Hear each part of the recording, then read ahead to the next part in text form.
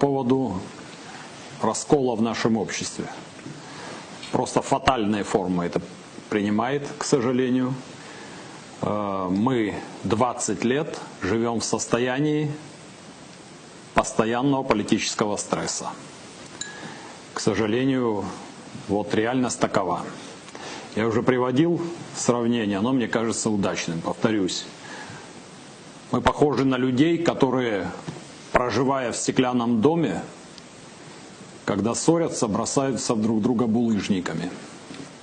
Вот это наша сегодняшняя ситуация. И она продолжается уже длительное время. Раскол, отсутствие единства, к сожалению, оказывает серьезное негативное воздействие на наше общество и государство в целом. Я соглашусь с Робертом Ивановичем в той части, что очень много деклараций, мы их слышим каждую предвыборную кампанию уже на протяжении многих лет. К сожалению, все ограничивается только призывами и лозунгами. Я не знаю другого рецепта, кроме как личный пример. Это лучшее, что возможно придумать. Вот мы сделали небольшой шаг. Удачный он, станет ли он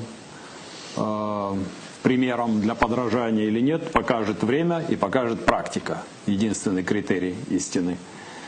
Мы с Адгуром Патовичем Кокоба, условно люди, принадлежавшие к разным политическим командам, на протяжении многих лет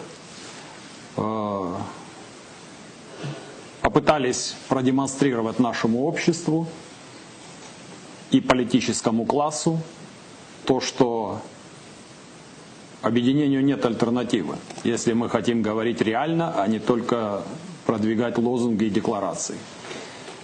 Я понятия не имею, насколько успешен будет этот эксперимент. Мы не наивные люди, и, к сожалению, даже не юные уже, поэтому в полной мере осознаем, что это очень сложная задача, и быстро и легко ее не решить.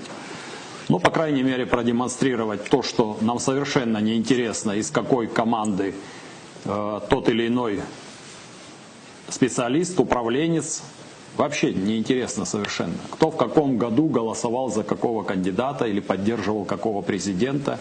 Это пагубный путь, который ни к чему не приведет. Мы попробуем сделать такой шаг.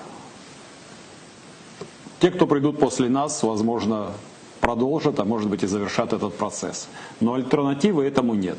Нет единства, нет успеха для такой небольшой страны и немногочисленного народа.